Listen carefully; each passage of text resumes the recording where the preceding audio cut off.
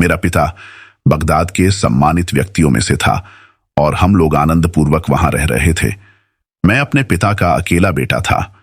जिस समय मेरे पिता की मृत्यु हुई, उस समय तक मैं न केवल विद्याध्ययन पूरा कर चुका था, बल्कि व्यापार के कार्य में भी प्रवीण हो गया था। मेरे पिता ने अपने जीवन काल ही में अपनी संपत्ति मेरे नाम कर दी थी। मैं धन के व्यय में होशियारी से काम लेता था। नगर निवासी मुझे बहुत चाहते थे।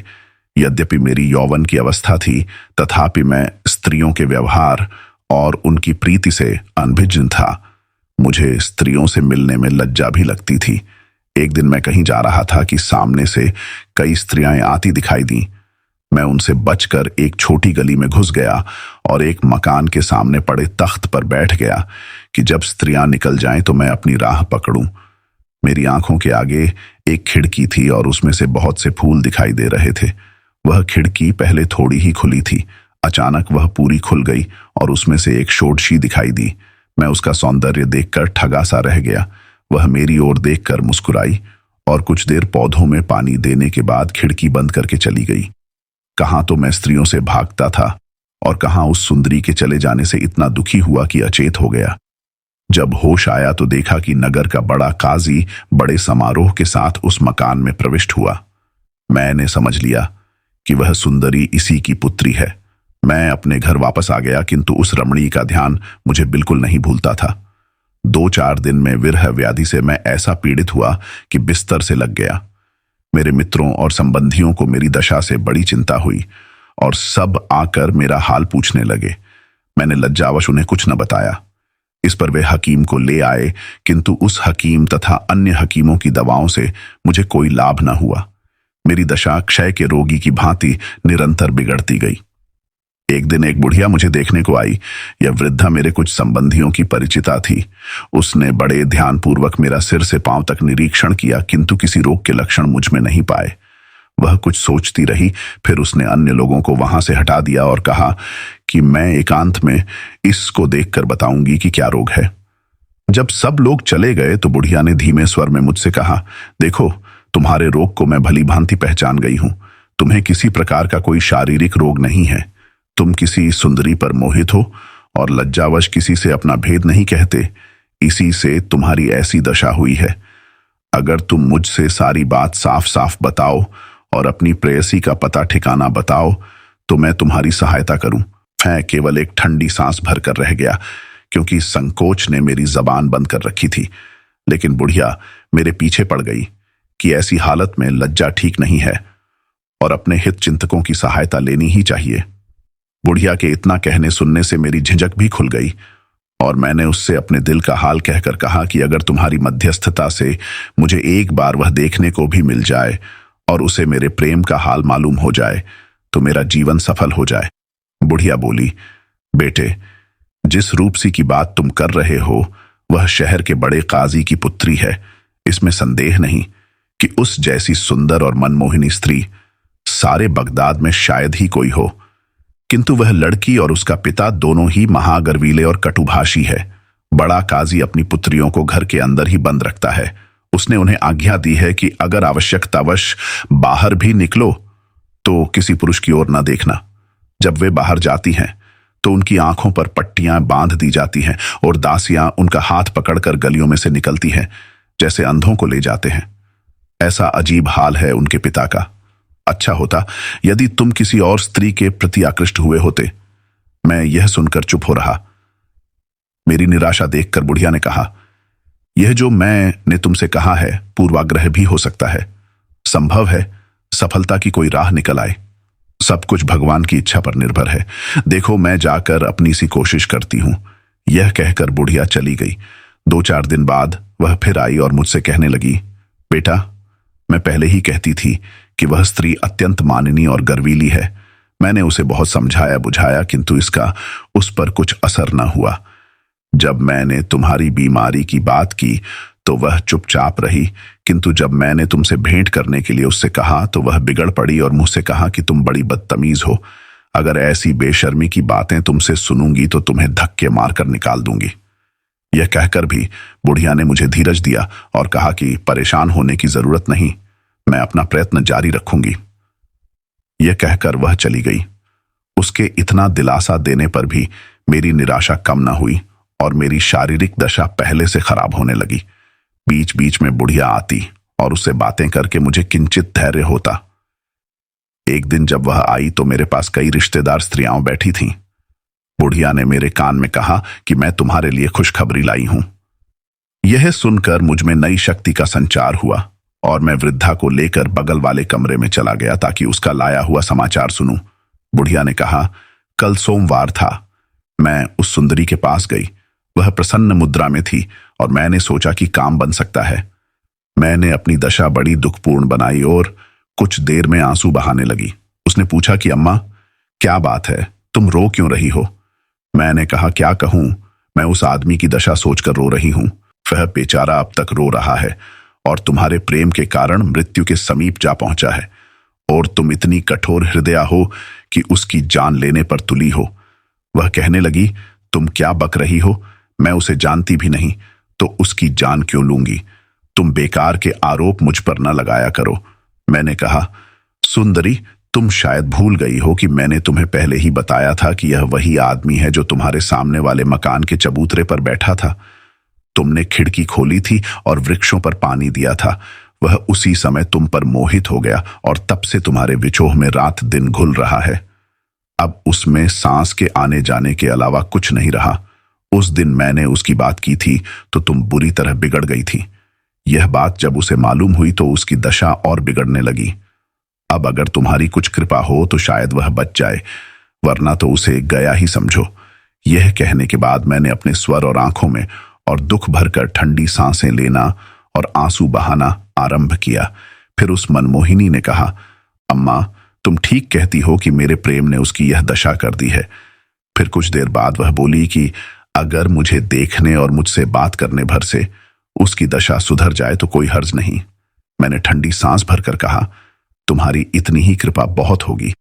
उसने कहा कि तुम उससे कहो कि अगर वह मुझे देखना और मुझसे बात करना चाहता है तो मैं इसके लिए तैयार हूं, किंतु इतने से अधिक कोई आशा मुझसे न रखे और आगे की बात तभी हो सकती है जब मेरे पिता की रजामंदी से उसके साथ मेरा विवाह हो जाए।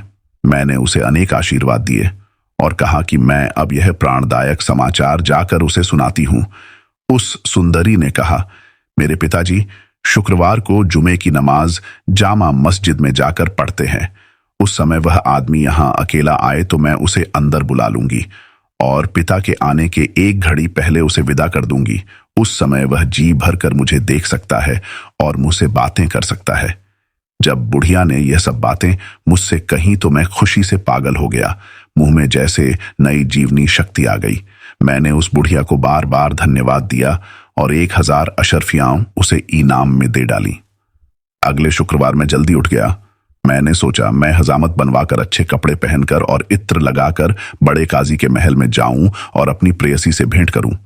अतएव मैंने एक सेवक को आज्ञा दी कि किसी अच्छे नाई को बुला लाए जिससे मैं हजामत बनवाऊं। वह इसी दुष्ट नाई को ले आया जो इस समय मेरे पीछे बैठा है। इसने आते ही मुझे देखकर कहा, आप अभी हाल ही में बहुत बीमार जान पड़ते हैं। मैंने कहा कि हाँ, मैंने बहुत दिनों तक बीमारी से बड़ा कष्ट उठाया है और अभी हाल ही में अच्छा हुआ हूं। उसने कहा, भगवान आपको दीर्घायु करें और सदा निरोग रखें। मैंने कहा, सब उसकी इच्छा पर निर्भर है, वह जैसे चाहे वैसे रखें। इसके बाद यह बोला कि मुझे क्या आज्ञा है, मैं आपकी हजामत बनाऊं या फस्त खोलूं। मुझे गुस्सा आ गया और मैंने कहा, तुम्हारा दिमाग खराब हो गया है क्या? अभी मैं कह चुका हूं कि मैं लंबी बीमारी से उठा हूं। फस्त खुलवाकर और खून निकलवाकर क्या मुझे जान देनी है? तुम जल्दी से मेरी हजामत बनाओ और अपनी राह पकड़ो। मुझे दोपहर को एक जरूरी काम से जाना है। यह नाई इस पर भी काफी देर तक बकवास करता रहा। न तो इसने अपनी औजारों की पेटी खोली, न कोई उस तरह निकालकर तेज किया। हाँ, कुछ देर बाद उसने अपनी पेटी से एक यंत्र सा निकाला और आंगन में जाकर उसे सूर्य की ओर लगा दिया। फिर उंगलियों पर गिनकर कहने लगा कि आपको प्रसन्न होना चाहिए। आज बृहस्पति और मंगल का बड़ा अच्छा योग है और हजामत के लिए इससे अच्छा कोई अन्य योग नहीं हो सकता। किंतु इसके अतिरिक्त एक दुर्भाग्य का योग भी है। ग्रहों की गति से मालूम हो रहा है कि आप पर बड़ा कष्ट पड़ेगा आज, किंतु आपके प्राणों को कोई खतरा नहीं है। हाँ, कष्ट ऐसा होगा कि आप उसे जीवन भर न भूल सकेंगे। आप कृपा कर मुझे साथ रखें तो शायद मुसीबत पड़ने पर मैं आपके काम आऊं। यह कहकर लंगड़े आदमी ने कहा कि दोस्तों, आप लोग खुद ही सोचें कि मेरी क्या दशा होगी। एक और मेरी जीवनदायिनी प्रेयसी ने मुझे अकेले ऐसी जगह बुलाया जहां चिड़िया भी उड़ कर न जा सके। दूसरी ओर यह दुष्ट बेकार की बकबक में समय नष्ट कर रहा है। मुझे क्रोध तो बहुत आया, किंतु मैंने उस पर काबू पाकर कहा कि देखो, मैंने तुम्हें यहां सलाह लेने और मुहूर्त देखने को नहीं बुलाया, हजामत बनवाने को बुलाया है। तुम्हें हजामत बनानी है तो बनाओ, वरना चले जाओ, मैं दूसरा नाई बुला लूंगा। इसने दांत निपोड़ते हुए कहा, आप इतना क्रुद्ध क्यों हो रहे हैं? मेरे जैसा गुणी नाई आपको सारे संसार में नहीं मिलेगा। मैं अनेक विद्याओं में पारंगत हूं, जिनमें से कुछ का उल्लेख कर रहा हूं। मैं हकीमी जानता हूं, ज्योतिष, व्याकरण, काव्यशास्त्र, वेदांत, न्याय व्यवस्था आदि सब जानता हूं। मैं गणित भी जानता हूं और खगोल शास्त्र भी, और सारे बादशाहों के इतिहासों से भी परिचित हूं। मेरे स्वर्गवासी पिता ने, जिनकी याद से मेरा दिल अब भी भर जाता है, सारी विद्याएं मुझे सिखाई थीं, जिससे मैं आप सज्जनों की सेवा भी करूं और सुरक्षा भी। उसकी यह बकवास सुनकर मुझे क्रोध की बजाय हंसी आ गई। मैंने कहा, तुम कब तक बकबक किए जाओगे और किस समय मेरी हजामत बनाओगे? इसने कहा, यह भी अच्छी रही।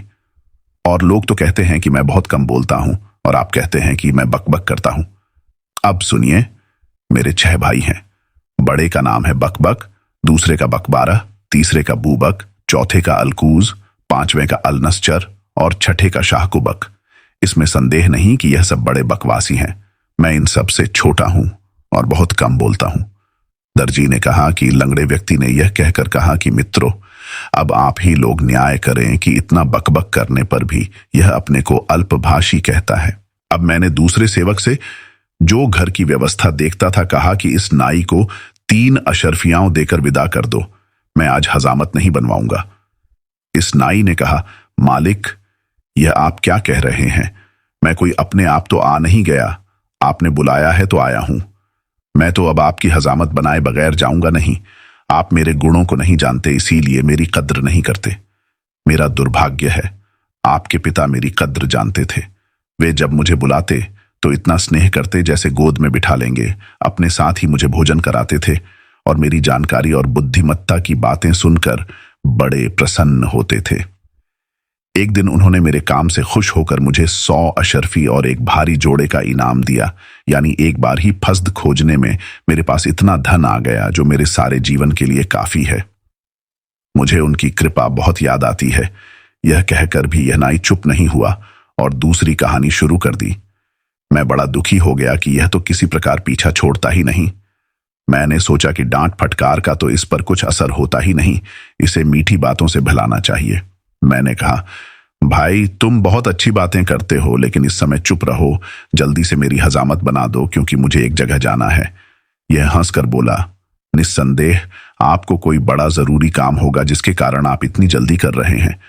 आप यह काम मुझे जरूर बताइए, बल्कि मुझे अपने साथ ले चलें, ताकि मैं हर मौके पर आपकी सहायता कर सकूं। मैं तो यह कहूंगा कि हर महत्वपूर्ण काम आप मेरी सलाह से ही करें, जैसा कि आपके पिता और पितामह किया करते थे। आप मुझे अपना नौकर बल्कि गुलाम समझिए। आप बेझिझक मुझसे अपने मन की बात कहिए। मैंने चीख कर कहा, तू बक बक करके मेरा मगज चाटे जा रहा है, भाग यहां से। ये कहकर मैं उठ खड़ा हुआ और जमीन पर पांव पटकने लगा। इस बेशर्म नाई ने फिर भी अपनी हरकतें नहीं छोड़ी। मुझे अति क्रुद्ध देखकर बोला कि आप नाराज ना हो, मैं अभी आपकी हजामत बनाए देता हूं। यह कहकर इसने अपनी पेटी खोली और मेरी हजामत शुरू की। बहुत देर तक तो यह मेरे सिर पर पानी ही रगड़ता रहा, फिर थोड़ी जगह उस तरह चलाकर ठहर गया और कहने लगा कि आप न मेरे बुढ़ापे का ख्याल करते हैं, न मेरे गुणों की कद्र करते हैं। यह सब बातें अच्छी नहीं हैं। मैंने कहा, चुपचाप अपना काम करो, अधिक बोलने की आवश्यकता नहीं है। इसने कहा, ऐसा महत्वपूर्ण काम क्या आ पड़ा है जिसके लिए आपको इतनी जल्दी और घबराहट है? मैंने फिर बिगड़ कर कहा, तू यहां हजामत बनाने आया है या दुनिया भर के झगड़ों में पड़ने? तुझे इससे क्या लेना देना कि मुझे क्या काम है? इस निर्लज्ज ने कहा, मेरे मालिक, आप चाहे जितना क्रोध करें, मैं तो यही कहूंगा कि मुझे डर है कि आप बगैर समझे बूझे जल्दी में काम करेंगे और आपकी हानि होगी। बुद्धिमानों का कहना है कि हर काम सोच समझ कर करना चाहिए। आप कृपा करके मुझे अपना काम जरूर बताएं। अभी तो दोपहर होने में 3 घड़ी बाकी है, ऐसी जल्दी भी क्या है? मैंने कहा, जो लोग वादे के पक्के होते हैं वे नियत समय से पहले ही निश्चित स्थान पर पहुंच जाते हैं। तुम फौरन हजामत बनाओ। इसने धीरे धीरे मेरा सिर मोड़ना शुरू किया और आधा सिर मुंह कर खड़ा हो गया और सूर्य की ओर देखकर कहने लगा कि अभी हजामत पूरा करने की साइत नहीं आई। मैंने कहा, मुझे ज्योतिष पर विश्वास नहीं, तू जल्द हाथ चला। इसने कहा, अच्छा आप कहते हैं तो बनाए देता हूं, लेकिन डर है कि आप कहीं बीमार न पड़ जाए। यह कहकर इसने काम तो शुरू किया, लेकिन यह हाल की एक बाल मोड़ता था तो 10 बातें कहता था। मैंने इसे धोखा देने के लिए कहा कि मेरे मित्रों ने मेरे स्वास्थ्य लाभ की खुशी में भोज दिया है, मुझे उसमें जाना है। यह सुनकर यह उछल पड़ा और बोला, आपने अच्छी याद दिलाई। मैंने भी अपने मित्रों को भोजन पर बुलाया था, लेकिन मैं भूल गया और कुछ भी तैयारी नहीं की। मैंने कहा, भाई तुम इसकी फिक्र न करो, मैं तुम्हें अपनी रसोई से पका पकाया खाना दिलवा दूंगा। पिताजी तुम्हारी बातों से खुश होकर इनाम देते थे, मैं तुम्हें उनसे बढ़कर इनाम दूंगा, मगर इस शर्त पर कि तुम चुप रहो। इसने कहा कि भगवान आपको प्रसन्न रखे, लेकिन न जाने आपका दिया हुआ सामान काफी होगा या नहीं। मैंने कहा कि 6 भुने हुए मुर्ग हैं, तरह तरह के मांस के पकवान तथा अन्य खाद्य सामग्री है। 70-80 आदमियों के लिए काफी भोजन होगा। मैंने नौकरों से कहा कि सारा पक्का खाना इस कमबख्त को दे दो और मदिरा की सुराहियां भी। इसने कहा कि कुछ फलों को देने की कृपा करें। मैंने कहा, इसे फल भी दे दो, लेकिन इसकी दुष्टता का अंत नहीं हुआ। इसने हजामत आदि ही छोड़कर हर चीज को परखना शुरू किया और काफी देर लगा दी। फिर मैंने डांटा तो आकर हजामत बनाने लगा, लेकिन कुछ ही देर में उस तरह को रख कर कहने लगा, आपके स्वर्गीय पिता ने मुझे कभी धनाभाव न होने दिया, लेकिन भगवान की कृपा से आप भी मेरे कद्रदान हैं और मुझे किसी चीज की कमी नहीं रहेगी। मैंने तो आपके पिता के अलावा किसी के आगे हाथ न फैलाया। मैं कोई ऐसा वैसा आदमी नहीं हूं। देखिए, एक आदमी जो नाइयों का दलाल था, बड़ा अच्छा नाचता गाता था, उसे हम लोग झिंझोटी कहते थे। एक आदमी था जिसका नाम शावल था, वह गलियों में घूम घूम कर भुने चने बेचता था। एक शातिर था जो बाकला और दूसरी तरकारियां बेचने का धंधा करता था। एक आदमी था आबूब कर, वह गलियों में पानी छिड़कने का काम किया करता था। ये सब बड़े अच्छे आदमी थे और मेरी तरह कम बोलने वाले थे, जिसकी वजह से बड़े सफल रहे। और हाँ, एक कासिम भी था जो खलीफा के यहाँ प्यादागिरी करता था। अब मैं झिंझोटी भाई का एक मशहूर गीत आपको सुनाऊंगा और उसका नाच भी दिखाऊंगा। यह कहकर इसने उठकर नाचना गाना आरंभ कर दिया। मैंने इसे बहुत डांटा फटकारा, किंतु इसने पूरा गीत सुनाकर ही दम लिया। फिर कहने लगा, अब मैं अपने मित्रों को भोजन करा आऊं, फिर आकर आपकी हजामत बनाऊंगा। बल्कि आप भी ऐसा कीजिए कि अपने मित्रों की दावत छोड़िए और मेरे यहां चलकर मेरे मित्रों के साथ भोजन कीजिए। मुझे क्रोध तो बहुत था, किंतु मैं इस मूर्खता की बात पर हंस पड़ा और बोला कि किसी और दिन मैं तुम्हारे दिन भोजन के लिए आऊंगा। यह जिद करने लगा कि आज ही चलिए। मैंने डांट कर कहा कि आज मैं किसी प्रकार नहीं जा सकता। फिर यह कहने लगा कि मुझे ही अपने साथ ले चलिए, यह खाना मैं अपने घर ले जाकर अपने मित्रों को खिला दूं, फिर आकर आपके साथ आपके मित्रों की दावत में चलूंगा। आप क्या वहां अकेले जाते अच्छे लगेंगे? मैं अपने मन में बड़ा दुखी हुआ। मैंने दिल ही दिल में रोकर कहा कि हे भगवान, इस दुष्ट नाई से मेरा पीछा किस प्रकार छूटेगा। फिर मैंने इससे कहा, तुम तुरंत मेरी हजामत बनाकर अपने घर जाओ और अपने मित्रों को खिलाओ पिलाओ। मेरे मित्र अकेले मेरा ही इंतजार कर रहे हैं, वे किसी को मेरे साथ अतिथि नहीं बनाना चाहते। मैं तुम्हें ले गया तो शायद मुझे भी उस दावत में न बैठने दिया जाए। इसने कहा, आप भी खूब मजाक करते हैं। जब आपके मित्र हैं तो आपके साथ एक और आदमी के आने पर उन्हें क्या आपत्ति होगी? फिर मैं तो बड़ा सुभाषी हूं, मेरे जाने से आपके सभी मित्रों को बड़ी प्रसन्नता होगी। लंगड़े आदमी ने कहा कि मित्रों, इसकी यह बात सुनकर मैं बिल्कुल निराश हो गया कि आज का सारा मामला तो इसने चौपट कर दिया। यह भी सोचा कि इसको बिगड़ने से भी कोई लाभ नहीं। मैंने इसकी बात का कुछ उत्तर न दिया। इतने में जुमे की नमाज की पहली अजान हुई। मैं चुप हो रहा तो इसने भी अपना काम शुरू किया और थोड़ी ही देर में हजामत पूरी कर दी। फिर मैंने इससे प्रसन्नतापूर्वक कहा कि तुम मेरे नौकरों से खाने पीने का सामान उठवाकर अपने घर जाओ और अपने मित्रों को खिलाओ पिलाओ। फिर आ जाना तो मैं तुम्हें दावत में ले चलूंगा। यह किसी तरह मेरे घर से टला तो मैं जल्दी से नहाकर और नए कपड़े पहनकर दूसरी अजान की प्रतीक्षा करता रहा, ताकि मेरी प्रेमिका का पिता नमाज को चला जाए तो मैं वहां पहुंचूं। दूसरी अजान होते ही मैं घर से चला, किंतु यह दुष्ट वहीं गली में छुपा था और मेरे पीछे चुपचाप चलने लगा। जब मैं काजी के घर के सामने पहुंचा तो देखा कि यह अभागा भी पीछे चला आ रहा है। मैं बड़ा चिंतित हुआ, किंतु उस अवसर पर कुछ कहना सुनना भी उचित नहीं था। वहां जाकर देखा कि बड़े काजी के घर का मुख्य द्वार आधा खुला है। मुझे आता देखकर वह बुढ़िया जो वहां प्रतीक्षारत थी दौड़ी आई और मुझे मेरी प्रेमिका के पास ले गई। हम लोग प्रेम और मैत्री से बातचीत कर ही रहे थे कि बाहर कई मनुष्यों के बोलने की आवाज आई। मैं और मेरी प्रेमिका दोनों खिड़की के बाहर देखने लगे। सबसे पहले देखा कि काजी नमाज पढ़कर वापस आ रहा है। फिर इस नाई को भी देखा कि सामने वाले मकान के उसी तख्त पर बैठा है जहां मैं बैठा था। मुझे दोनों ही को देखकर डर लगा। मेरी प्रेयसी ने मुझे घबराया देखा तो तसल्ली दी और पहले से तय की हुई एक जगह दिखाई कि आवश्यकता पड़ने पर यहां छुप जाना। क्या बताऊं, उस दिन इस दुष्ट नाई के कारण मुझ पर ऐसी विपत्ति पड़ी जिसका वर्णन नहीं कर सकता। जिस समय काजी अपने घर पहुंचा उसी समय एक अधीनस्थ कर्मचारी ने किसी नौकर को किसी बात पर मारा। वह नौकर बड़ी जोर से चिल्लाया। उसकी चीख पुकार सुनकर तख्त पर बैठा हुआ यह कमबख्त समझा कि मुझ पर मार पड़ रही है और यह अपने कपड़े फाड़कर और सिर में धूल डालकर चीख पुकार करने लगा और आसपास के लोगों को बुलाने लगा। उन्होंने आकर पूछा कि क्या बात है, तो इसने रोते हुए सिर्फ इतना कहा कि इस मकान के लोग मेरे स्वामी को मार रहे हैं। इसके बाद यह दौड़ा हुआ मेरे घर पहुंचा और मेरे सगे संबंधियों और नौकरों चाकरों से भी यही कहा। वे बेचारे भी यह सुनकर दौड़ आए। काजी के मकान के सामने भीड़ लग गई और लोग चीखने चिल्लाने और दरवाजा भड़भड़ाने लगे।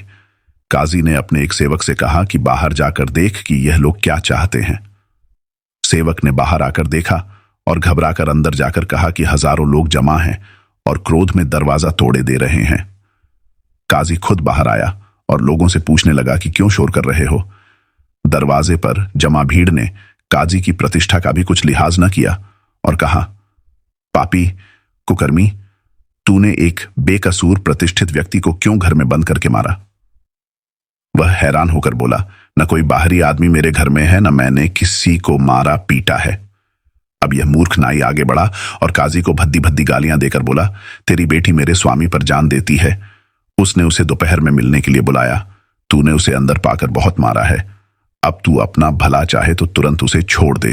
काजी ने अपने गुस्से को पीकर कहा, यहां कोई तुम्हारा स्वामी नहीं है, तुम लोग चाहो तो अंदर जाकर देख लो। ये सुनकर यह नाई और मेरे रिश्तेदार अंदर घुस गए और एक एक कमरे में जाकर देखने लगे। मैं अपनी बदनामी और काजी के क्रोध के भय से वहां रखे एक खाली संदूक में घुस गया और मेरी प्रेमिका ने उसे बंद करके कुंडी लगा दी। यह नाई ढूंढता हुआ आया और संदूक की कुंडी खोलकर ढक्कन जरा सा उठाकर देख लिया कि मैं उसमें हूं। फिर इसने संदूक अपने सर पर रख लिया और बाहर भागा। काजी के नौकर चाकर इतने घबराए हुए थे कि किसी ने रोक टोक नहीं की। जब यह संदूक लेकर भाग रहा था तो रास्ते में ढक्कन खुल गया और मैं संदूक से बाहर जा गिरा। मैं मुंह छुपाकर अपने मकान की ओर भागने लगा। ये नाई और बहुत से लोग मेरे पीछे दौड़े आए थे। इसी परेशानी में एक नाले को छलांगते समय मेरा पैर फिसला और मैं उसमें इतनी बुरी तरह गिरा कि मेरा पांव टूट गया। किंतु उस समय मुझे पांव की चिंता न थी। मैं गिरता पड़ता भागने लगा।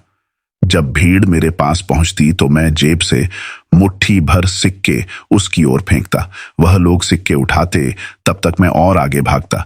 काफी दूर निकल जाने पर भीड़ ने मेरा पीछा छोड़ दिया, किंतु यह दुष्ट नाई बराबर बकवास करता हुआ मेरे पीछे लगा रहा। यह बराबर चिल्लाकर कह रहा था, देखिए मैंने आपका कितना उपकार किया है और आपके लिए कितना कष्ट झेला है और किस भांति आपको काजी के हाथ से बचाया है। मैंने पहले ही कहा था कि अगर मुझे साथ न ले चलेंगे तो बड़ी मुसीबत में फंसेंगे। ये जो कुछ हुआ आपकी बुद्धि की कमी के कारण हुआ और आप फिर बड़ी भूल कर रहे हैं कि मुझसे भाग रहे हैं। आप मुझसे भागेंगे तो फिर मुसीबत में पड़ेंगे। ये पापी इसी प्रकार बकवास करता हुआ आ रहा था। सारे सुनने वाले समझ गए कि मैं किस काम के लिए गया था और सभी मुझे देखकर हंसने लगे थे। सभी लोग मेरी खिल्ली उड़ा रहे थे। मेरा जी करने लगा कि इसी जगह इसे पकड़कर इसका गला दबाऊं, लेकिन यह सोचकर रह गया कि ऐसा करने में मेरी ही और फजीहत होगी।